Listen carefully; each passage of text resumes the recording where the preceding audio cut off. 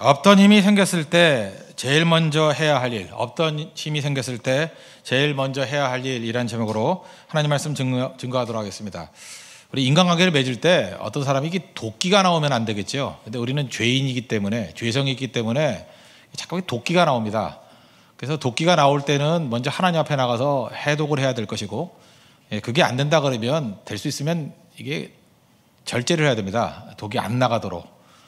그러기 위해서 제일 좋은 건 격려하는 겁니다. 이게 자꾸만 사람을 격려하다 보면, 이 격려가 왜 중요하냐면은 내 속에서 좋은 게 나가는 것도 될 수 있고, 또 상대에게서 좋은 것을 뽑아낼 수도 있고, 또 하나는 격려하는 사람은 상대의 장점을 보게 되어 있습니다. 그래서 눈이 바뀌게 된다는 거예요.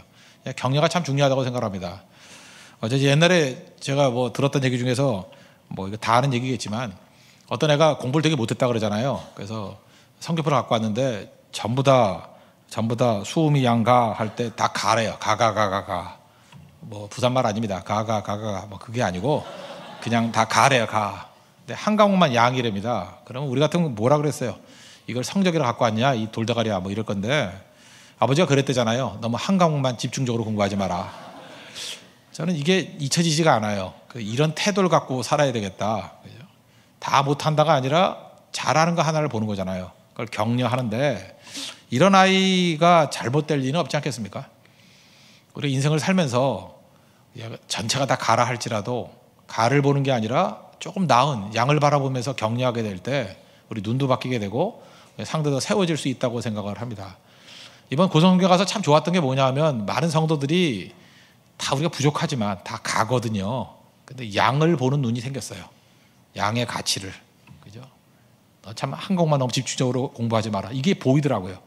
그래서 전체로 평균을 놓고 볼 때는 그렇게 뛰어난 게 아니었는데, 나머지와 비교해서 나은 것들을 격려하고 칭찬하고 세워가는 가운데 천국이 임하더라고요. 그게 꼭 필요하다고 생각을 합니다. 오늘 요셉 이야기인데, 요셉만큼 프로이트가 얘기하는 식으로 상처 많은 사람이 어디 있겠습니까? 이 사람은 태어날 때부터 굉장히 상처가 많았다고요. 태어날 때 한번 보십시오. 집안 자체가 좋지 않아요. 아버지가, 아내가 넷이잖아요. 넷인데 그게 어떻게 편안하겠습니까? 엄마가 넷인데. 아들들은 엄마라고 불렀겠지만, 만약에 요셉이 엄마가 넷이잖아요. 그거 어떻게 불렀을까요? 1엄마, 2엄마, 3엄마. 뭐 옛날에 엄마가 둘일 때는 뭐 큰어머니, 작은어머니 그런 경우 있더라고요. 우리 동네에도 그런 경우가 있었거든요. 이렇게 첩을 데리고 사는 분이 있었는데 큰엄마라 그러더라고. 큰엄마, 뭐 작은엄마 뭐 이러고 살던데, 뭐 4명인 건 이건 뭐 상상을 초월한 거 아닙니까? 뭐 1번, 2번, 3번 엄마 그렇게 말하기도 힘들고. 그 자체가 상처겠죠. 상처. 거기다가 8살 정도 됐을 거예요. 8살, 뭐 적으면 한 5살. 엄마가 베냐민 나타가, 라헬이잖아요. 라헬이 베냐민 나타가 죽지요.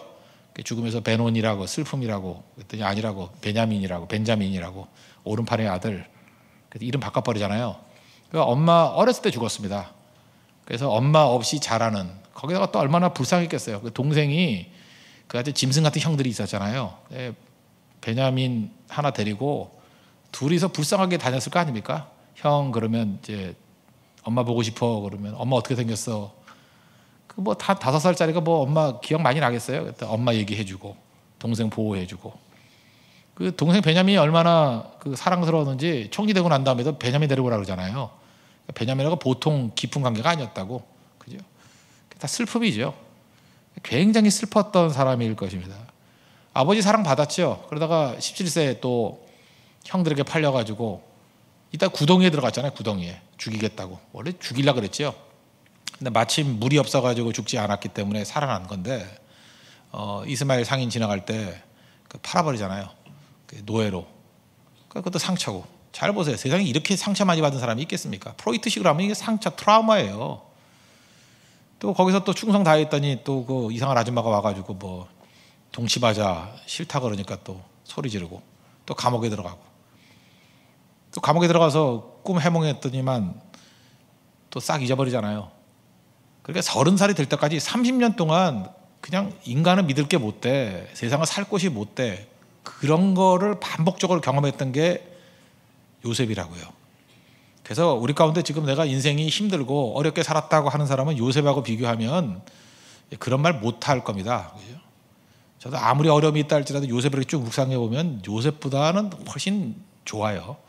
이건 뭐 비교할 수도 없죠.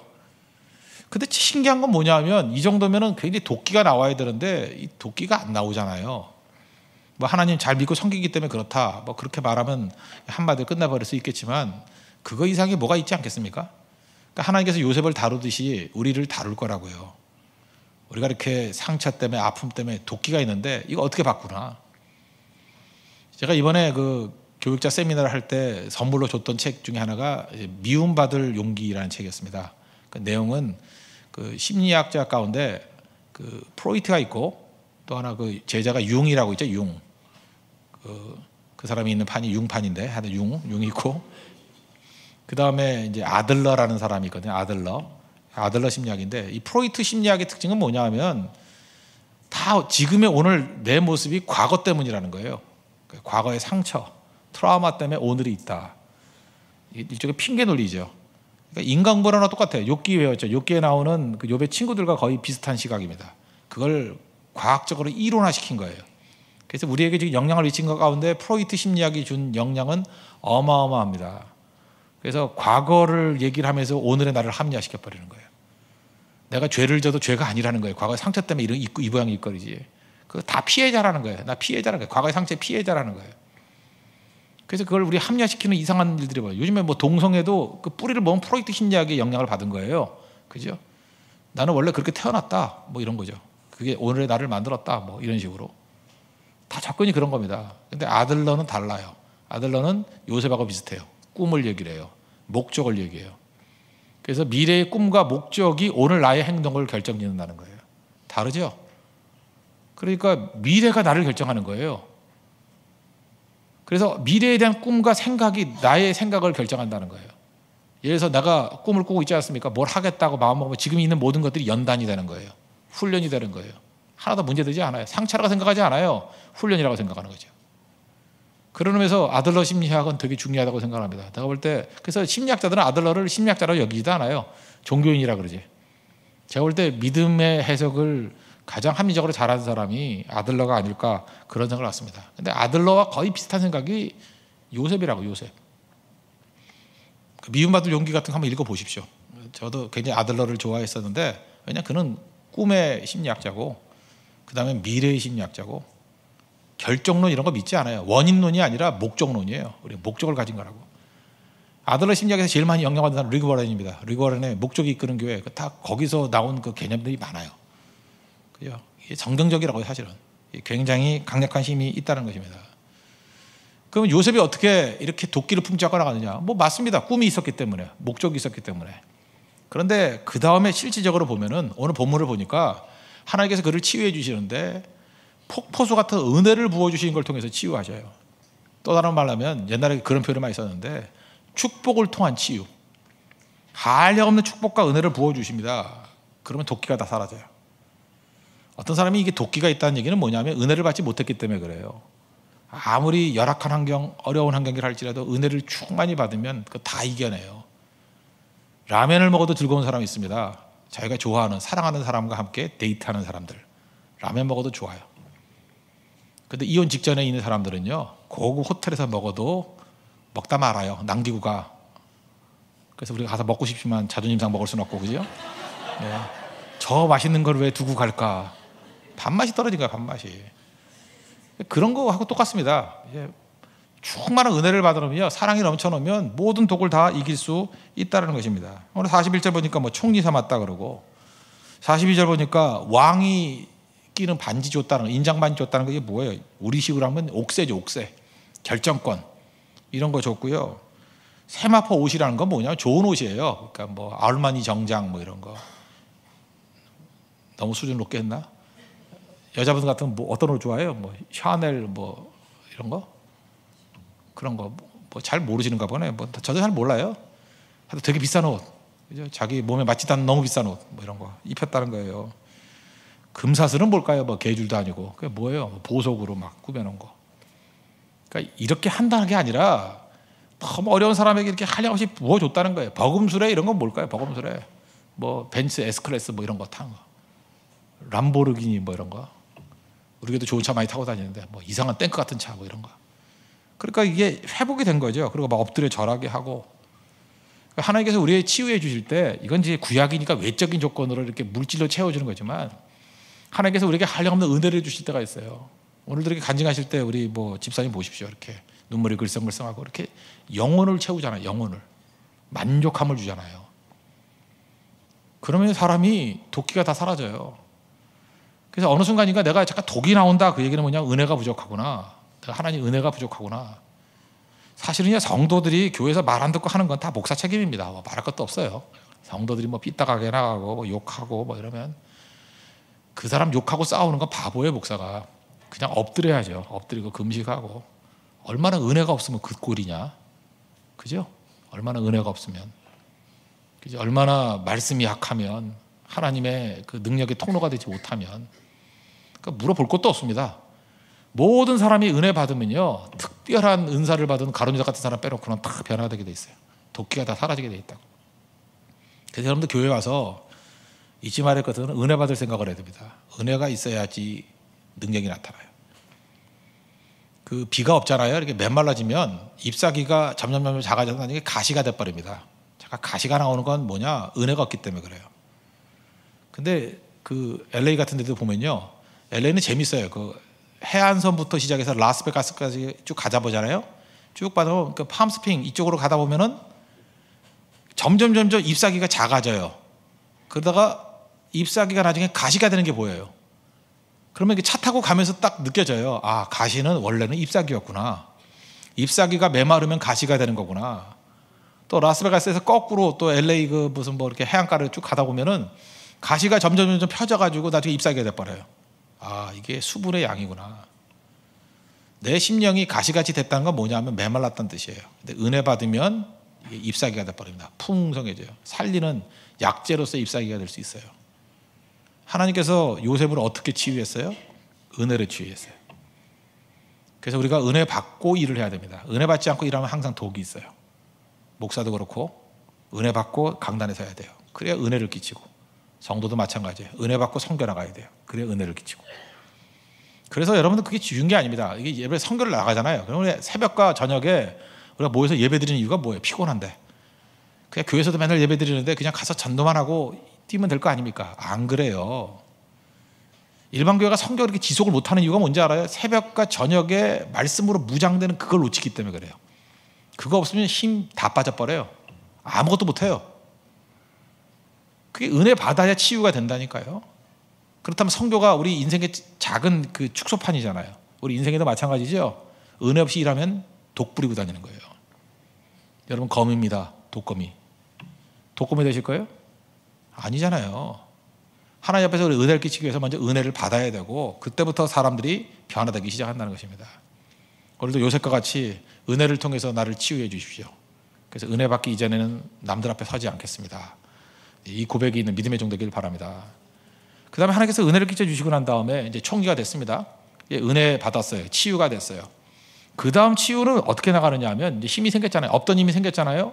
그 다음엔 치유라기보다는 시험입니다. 이 힘을 어떻게 사용해야 될 것인가. 힘은 있을 때 조심해야 됩니다. 그 힘 어떻게 사용해요? 제일 먼저 용서하는 데 써야 된다는 거예요. 힘 있는 사람이 할 수 있는 일이 뭐냐? 용서하는 특권입니다. 하나님은 용서하시잖아요. 우리도 하나님께서 하나님 형상으로 만들었습니다. 힘 주셔요. 힘 있을 때는 반드시 용서해야 됩니다. 용서하는 자로 우리를 부르셨다는 거예요. 힘이 생겼습니다. 우리 일상적인 사람 같으면 무슨 생각하겠어요? 복수 생각 안 나겠어요? 제일 가까이는 그 감옥에서 풀어준다고 했던 사람부터 너 기억력이 안 좋네? 뭐 일로 와봐. 기억력 향상시켜줄까? 뭐 그러면서 그때 고문 주리를 틀어라. 뭐 그러면은 그런 게 생기겠죠. 그 다음 누구겠어요? 저는 뭐 생각보다 뭐 보디발레 안 해요. 잡아와. 여러분 진짜 보디발레 안 해? 그 제명에 살았겠어요? 가만 놔둬도 걱정돼가지고 아줌마 일로 와봐. 그러면서 뭐 내가 뭐 유혹을 했다고? 나 눈 높아. 뭐 이러면서 거울을 보고 있으죠. 뭐 이렇게 조롱이라도 했을 거 아니에요? 근데 그런 얘기 없죠. 보디발도 그랬을 거 아니에요. 보디발, 아이고 네 아내 얘기 듣고 그러냐? 뭐 이런 식으로. 근데 그런 게 전혀 없어요. 하나님께서 어쩌면 우리에게 힘을 주시지 않는 이유가 그거 아닐까 생각이 들어요. 힘을 줘놓으면 그 힘 가지고 주를 위해서 충성하고 생산적인 데 써야 되는데 보복하는 데 다 써버리잖아요. 지금도 이게 북한에 있는 그 젊은 지도자라는 사람 보면 그 힘 그렇게 쓴 게 아닌 것 같죠? 그 사람을 죽여도 현시성을 가진 사람을 죽일 때 뭐 포로 죽였다며? 그 정상이 아니죠. 옛날에 그 유고슬라비아라는 그 연방 국가 있었죠. 티토 있을 때. 그 다음에 그 밀로세비치라는 사람이 정권 잡았습니다. 그 사람이 힘 가지고 난 다음에 그 막 보복하고 그랬어요. 그래서 유고 연방이 해체돼 버렸잖아요. 그래서 지금 뭐 나라가 뭐 코소보부터 시작해서 한 5나라가 쪼개져 버렸죠. 그죠? 이유가 뭐예요? 한 사람 때문에 그래. 복수하기 시작하니까 하나됨을 다 깨버리잖아요. 하나님께서 여러분들에게 힘을 주셨을 때 그 힘 어떻게 쓰는지를 잘 알아야 된다는 거예요. 우리 교회만 해도 그래요. 이제 예를 들어서 팀을 만들어 놓고 뭐 간사도 시키고 진장도 시키고 뭐 평신도들이 있어요. 근데 문제가 뭐냐 하면 제가 뭘 놓쳤냐면 그거예요. 신앙적인 성숙함과 깊이가 없을 때 평신도지만 그것도 힘이라고 줘놓으니까 그 힘을 어떻게 쓰는지 알아요? 못된 짓 하는 데 써. 교회 무너뜨린 데 쓰고 나 죽지 않았다는 거 보여준 데 쓰고 지 승질 부린 데 다 써버리고. 그것도 목사 잘못이죠. 왜요? 그 제대로 컨트롤 못하는 사람의 힘을 줘놔가지고 그게 하나님 나라의 원수가 돼버렸잖아. 그 십자가의 원수가 돼버렸잖아요. 그 원인 제공을 한 거니까 잘못한 거죠. 무슨 뜻인지 아시겠어요? 그러니까 그런 쪼다들에게 힘을 줘놓으니까 이상한 짓 하잖아요. 저도 마찬가지고 여러분도 마찬가지고. 준비 안 됐을 때 힘이 들어가면요 망치는 겁니다. 자기도 망치고 공동체도 망치고 교회도 망치고 나중에 십자가의 원수 되는 거예요. 그래서 준비되기 이전에 힘 주는 거에 대해서는 두려워해야 됩니다. 힘이라는 게 여러 가지가 있잖아요. 요즘은 뭐 돈의 힘 그런 거 아니에요? 여러분 준비 안 됐을 때 돈이 왕창 생긴다. 그 기쁜 것 같죠? 그 돈 갖고 죄져요. 혼자만 죄짓는 게 아니라 공동체 다 죄짓게 만들고요. 가족 다 망치게 만들어 버린다고. 그래서 요셉에게 배워야 돼요. 하나님께 요셉을 훈련시켜서 신앙 인격으로 만들었잖아요. 충분하게. 그리고 하나님 바라보게, 치유받게. 그리고 총리, 그 강대국의 총리라는 힘을 줘놓는데 남용되는 게 없잖아요. 그래서 하나님께서 지금 여러분에게 작은 시험을 하실 거예요. 조그만 힘을 줘봐요. 돈도 줘보고 힘도 줘보고 뭐 이렇게 결정권도 줘보고. 그러면 그때 잘해야 돼요. 그때 절대로 자기 자신의 이익을 위해서 사용하지 않고 주를 위해 사용하고.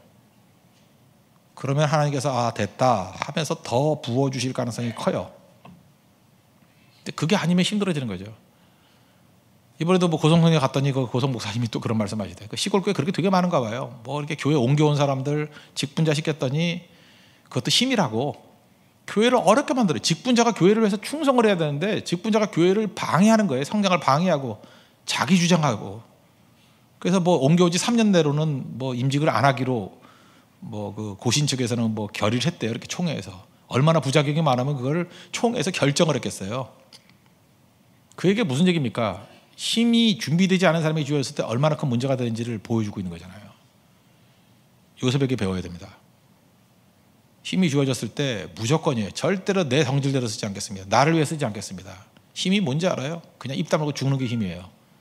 드러내는 것 자체가 문제가 된다고. 저는 우리 교회 모든 성도들이 하나님께 주신 힘들을 이렇게 용서하는 데 쓸 줄 아는 그런 믿음의 종 되길 바랍니다. 이렇게 생각하면 돼요. 마귀가 죽었다 깨라도 못하는 게 뭘까를 한번 생각해보고 마귀가 못하는 일만 하면 돼요. 마귀가 못하는 거는 용서를 못해요. 마귀가 용서하는 거 봤어요? 그래서 마귀의 종들은 절대 용서 안 해요. 자기 아버지가 마귀이기 때문에 아버지 닮아가지고 용서 안 해요. 또 하나가 사랑 못해요. 사랑이 뭔지를 몰라요. 그래서 용서하지 못하는 건 마귀로부터 온 거고 사랑하지 못하는 건 마귀로부터 온 거예요. 그러니까 마귀가 못하는 거 우리가 막 하면 되죠. 무조건 용서하고요. 사랑하고요. 또 마귀가 못하는 게 제가 볼 때 기도를 못하는 것 같아. 기도의 특권은 예수 그리스도의 이름으로 기도합니다잖아요. 그러니까 기도하면 무너져요. 심지어 천사도 못하는 게 있어요. 천사가 못하는 게 뭐예요? 주에게 부탁하신 말 천사도 흠모하겠네. 전도예요. 하나님께서 우리가 다른 사람들을 예수 믿고 변화되라는 전도의 사명은 그의 백성들에게 줬지 천사도 못해요. 아마 천사가 제일 하고 싶은 게 전도일 거야. 전도가 얼마나 영광스러운데. 천사는 안 시켰어요. 하나님이 우리에게 맡긴 거예요. 우리에게. 그래서 천사도 흠모하는 게 뭐라고요? 전도라고요. 전도. 이 땅에 있을 때 제일 많이 해야 될 게 뭐예요? 많이 전도하고 많은 영혼들을 건져내는 거. 그 일 하셔야 된다는 것입니다. 힘이 주어졌을 때, 없던 힘이 생겼을 때 제일 먼저 할 일이 뭐냐? 용서하고 사랑하는 거. 그거 꼭 감당해야 된다는 것입니다. 그러면 우리가 능력 가운데 서게 돼요. 다시 정리하면 도끼가 있으면 안 되죠. 은혜 받아야 도끼가 해결돼요. 축복 받아야 도끼가 해결돼요. 그래서 우리는 은혜 받기 이전엔 뛰지 않겠습니다. 결심해야 되고 힘이 주어졌습니다. 무조건 용서해야 돼요. 그 힘 남용하면 넘어지게 된다는 것입니다. 그리고 마지막 세 번째 단계에서는 뭐냐? 하나님께서 우리에게 주신 지혜인데 지혜를 가지고 시스템을 만들어야 된다는 거예요. 이 시스템을 만드는 건 뭐냐 하면 요셉은요, 하나님도 잘 알았지만 인간도 잘 알았어요. 인간이라는 건요, 죄성을 가지고 있습니다. 그래서 인간의 개인적인 판단에 맡기면 안 되고 시스템을 만들어야 돼요. 시스템을 만들어야 되는 게 뭐냐면 나도 나를 믿으면 안 돼요. 나도 죄인이기 때문에 넘어진다고. 그래서 항상 시스템을 통해서 견제하게 만들어야 되고 체크하게 만들어야 돼요. 제일 좋은 건 뭐냐면 공개하는 겁니다. 공개하면 잘 안 썩어요. 그죠? 그리고 더블 체킹하게 만들어야 되고. 근데 요셉은 인간을 잘 알았던 것 같아요. 그래서 인간을 알면서 준비하잖아요. 하나님도 잘 알고 인간도 잘 알고. 그래서 우리 크리스찬들이 해야 될 일이 너무나 많습니다. 왜냐하면 하나님에 대한 지식도 있고 인간에 대한 지식도 다 알고 있잖아요. 그걸 바탕으로 해야 된다는 거예요. 예를 들어서 어떤 사람은요, 너무 인간을 선하게 봐요. 그래서 성선설적인 개념을 가지고 접근해가지고 인간의 윤리에 맡겨버리고. 웃기지 마십시오. 인간 다 무너져요. 의인 없나니 하나도 없다. 다 무너져요. 전제는 인간은 죄인이에요. 죄 짓고 있습니다. 죄인이 어떻게 그 순종하며 살아갈 수 있는지 그 구조, 그러니까 말씀과 은혜 받지 않고 절대 살 수 없다. 이런 전제를 갖고 있어야 돼요. 먼저 7년 동안 풍년이 있었습니다. 풍년은 유혹입니다. 우리가 이렇게 풍요로우면요, 믿음의 각성이 없는 사람은 영원히 계속되는 줄 알아요. 특별히 우리 한 세대가 있었어요. 이렇게 좀 풍요로운 세대가 한 90년대 요때쯤, 80년대 말부터 88년생부터 한 그때쯤에 뭐 장애이 됐을 때는 되게 풍요로웠어요. 잘 되고. 그러다가 뭐 IMF 경제 위기 있다가 뭐 그런 애들 거기 되게 힘들었죠. 지금도 계속 힘든 것 같아, 걔네들은. 그리고 그 다음에는 또 부모로부터 이렇게 잘 양육받아가지고 해외 여행 놀러 잘 다니지만 취업은 안 되는 또 세대가 있고. 근데 중요한 게 뭐냐 하면요, 그 어려서부터 뭘 배워야 되냐면 풍년만 경험한 사람은 영원히 풍년이 되는 줄 알아요. 풍년이 당연한 건 줄 알아요. 지금 우리가 풍년 말고 평화에 대해서 우리는 그렇게 생각하는 것 같아요. 평화는 당연하다고 생각해요. 아닙니다. 인간 역사를 보면요, 항상 한 세대에 두세 번 정도 전쟁이 있었어요. 전쟁은 막 사람 법도 없고 죽이고 막 그러는 거거든요. 인간성이 다 말살돼 버리는 거거든요. 그게 전쟁인데 저도 전쟁을 경험하지 못했어요. 저보다 어린 사람이 물론 전쟁을 경험하지 못해요. 뭐 사랑과 전쟁 그런 거 말고 진짜 전쟁. 예. 뭐 우리 가족 맨날 전쟁 중에 뭐 그런 거 말고 진짜 뭐 남북 전쟁 뭐 이런 거 말하는 거예요. 한국 전쟁 같이. 전쟁도 겪지 않았다고요. 평화가 당연한 거라고 생각해요. 아니요, 평화는 대가예요. 그 미국 거기 워싱턴 DC 가 보니까 freedom is not free 이렇게 돼 있더라고요. 자유는 공짜가 아니다. freedom is not free. 대가를 치른 거라거든요. 진짜 그래요. 근데 평화로울 때 영원히 평화로울 줄 알아요. 아닙니다. 우리가 준비해야 돼요. 혼란이 와요. 어려움이 온다고. 경제가 융성해지기만 합니까? 아니에요. 불경기도 와요. 지혜로운 사람은 그렇다고. 항상 풍년이 아니에요. 흉년 온다고요. 요셉의 지혜가 그거였어요. 많은 사람들은 풍년 때 딴 생각 안 해요. 대비해야죠. 한국교회 부흥기가 있었습니다. 무지무지하게 부흥했던 때. 그때 생각 있는 사람이면 침체기도 오겠죠. 우리가 범죄하고 넘어지고 교만한데 왜 안 오겠어요? 지금 약간 좀 수그러든다 그러죠. 어렵다 그러죠. 뭐 사회적인 압박도 되게 심하죠. 그럴 때 우리가 그 생각을 해야죠. 그럼 뭐 계속 그럴 거예요? 아니죠. 하나님께서 우리가 본질로 돌아가기를 원하는 거 아니에요. 더 하나님 앞에 정직하게 서기를 원하는 거 아니에요. 생명 붙들면 다시 서야 안 서요? 일어선다고. 성경에 도처에 나와 있잖아요. 진정으로 회개하고 바른 것으로 서면. 그래서 더 깨끗해지는 거예요. 더 힘이 있어지는 거라고. 허황된 수에서 진짜 수로 변화되는 거잖아요. 풍년의 때에는 흉년을 준비해야 되고요. 흉년의 때에는 절망하지 않는 거예요. 그리고 다시 풍년이 온다, 하나님께서 부흥을 주신다라는 걸 붙들면서 본질을 붙들고 견딤이 있어야 돼요. 요셉에게 바로 이런 지혜가 있었다는 것입니다. 여러분 인생 가운데 지금 풍년입니까 흉년입니까? 신앙성의 면에서 체크를 해보시고 물질적인 면에서 체크해 보시고, 혹시 여러분 돈을 잘 버는 분들 계십니까? 뭐 여러분 그런 식으로 죽을 때까지 잘 벌 것 같지? 아니에요. 그 메뚜기도 한 차례예요. 딱 있다고요. 그때 흉년을 대비할 줄 아는 거, 되게 중요한 거예요. 계속 흉년이십니까? 계속 흉년 아니에요. 하나님께서 은혜 축복 부어주셔요. 흉년을 생각으로 인생을 디자인하지 마십시오. 하나님이 인도하심을 붙들어야 돼요. 다르다고요. 그래서 인생은 업앤다운이 있는 거예요. 그리고 난 다음에 또 하는 일이 뭐예요? 잘 보세요. 풍년의 때에 창고를 만드는데, 저장 창고를 어디다 만드냐 하면은 각 지방 도시에 만들었어요. 있던 거 그냥 사용했다고. 이유가 뭘까요? 창고를 지방에 만들어 놔야 새로 지어놓으면 흉년의 때 다 먹어버리면 그 자리 뒀다 뭐 할 거예요?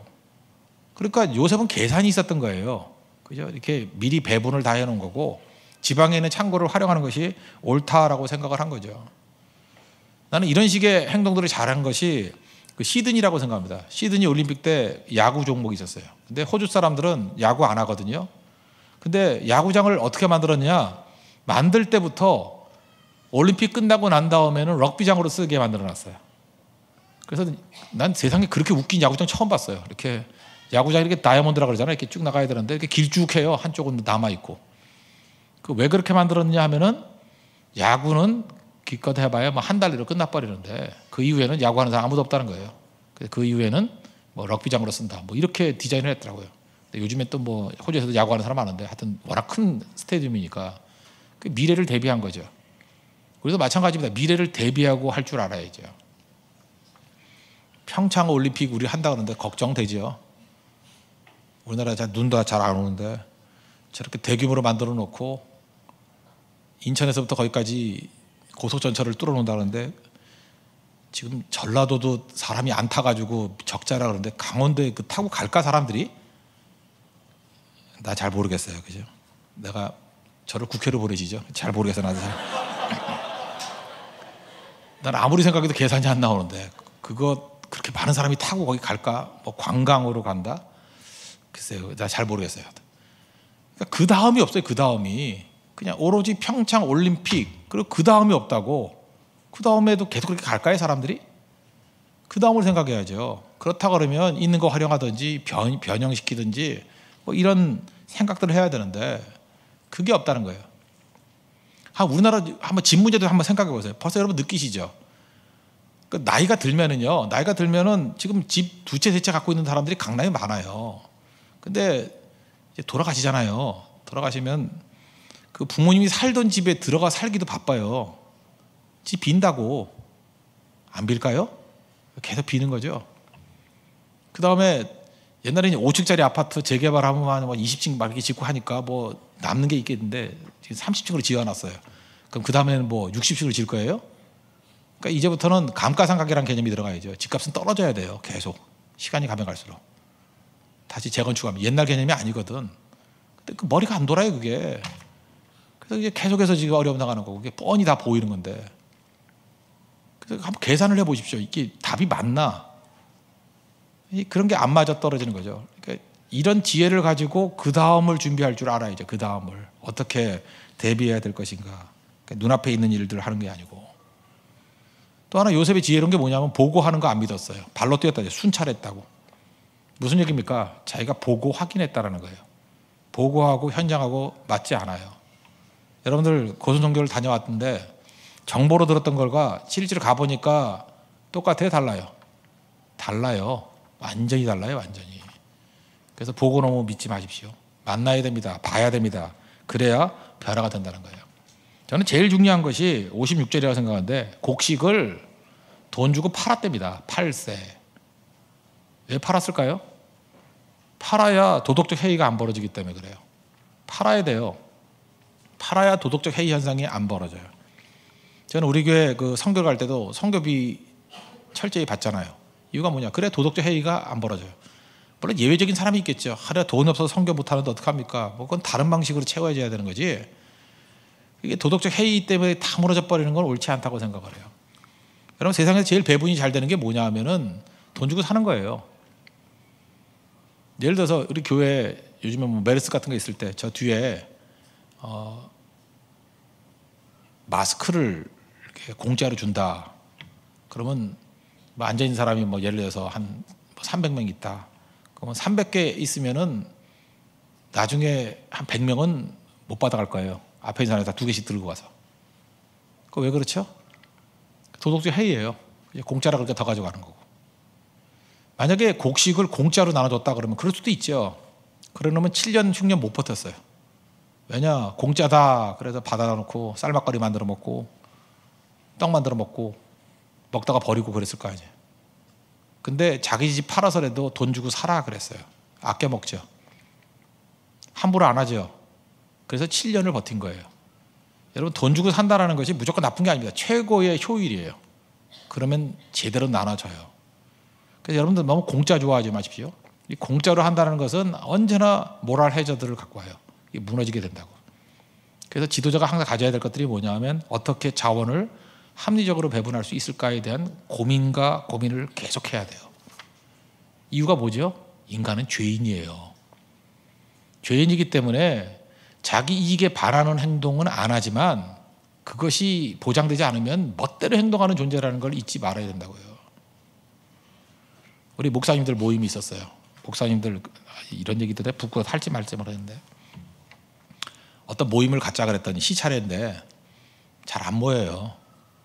근데 한 분이 다 자기들이 낸 돈이에요. 회비를 받아가지고 올 때마다 교통비를 5만 원씩 주자고. 아무도 결석을 안 하네. 무슨 얘기인지 알아요? 내가 그걸 바라보면서 느꼈던 게 그거예요. 이야, 이거 참 우리가 보통 그 영적으로 가르친다고 하는 사람들조차도 그렇게 그 한 5만 원쯤 걸려 있는 그 문제에 안 갈 것도 가고 안 할 것도 하는 것들이 있구나. 그걸 보면서 서글프지만 그게 인간이다라는 생각을 가졌어요. 참 무서운 얘기죠. 그러니까 이런 것들을 배경에 두고 하나님의 말씀을 제대로 알고 인간의 죄성을 알아야 돼요. 그래야 뜬구름 잡는 소리 안 한다고. 이래서 7년 흉년을 이겨낼 수 있었습니다. 이거는 믿음과 지혜예요. 여러분, 이 땅을 살아가면서 대충 살아서는 안 됩니다. 하나님께서 원하신 뜻이 무엇인지 명확히 깨닫고 미리 보는 포르사이트가 있어야 됩니다. 선견지명. 그리고 사람의 깊이를 보는 인사이트가 있어야 돼요. 이게 하늘의 지혜예요. 하늘의 지혜만 갖고 되지 않습니다. 인간 너무 믿지 마십시오. 인간은 성경이 말하는 인간을 파악해야 돼요. 인간은 죄인이에요. 은혜 받기 이전엔 독이 나오는 존재예요. 우리는 다투는 존재입니다. 시기 질투하는 존재예요. 그거를 받아들여야 돼요. 이런 사람들에게 합리적으로 하나님께 이끌 수 있는 방법이 무엇일까? 그 길을 찾는 게 시스템이에요. 체제. 그걸 치열하게 싸워나가는 겁니다. 그런 지혜로운 요셉이 나오는 축복이 임하길 바랍니다. 그래서 여러분들이 지도자가 됐을 때는 평화롭게 될 거예요. 그리고 살리는 종이 될 겁니다. 여러분, 풍년의 유혹에 빠지지 마시고 흉년의 절망에 너무 허우적대지 마십시오. 하나님 믿고 의지함으로 말미암아 구원시킬 수 있는 능력의 종 되기를 축원합니다. 네, 다 같이 기도하겠습니다. 오늘도 이 말씀을 놓고 하나님 앞에 간구하겠습니다. 하나님, 과거의 상처, 우리 어려움들이 있습니다. 은혜 부어 주십시오. 은혜 받고 치유받게 해주시고 힘이 있을 때 복수하거나 그런 것이 아니라 용서와 막이 못하는 사랑하게 해주시고 하나님 알고 인간을 압니다. 우리 바른 지도력을 발휘해서 시스템 만들 수 있도록 해달라고 다 같이 하나님 간구하도록 하겠습니다.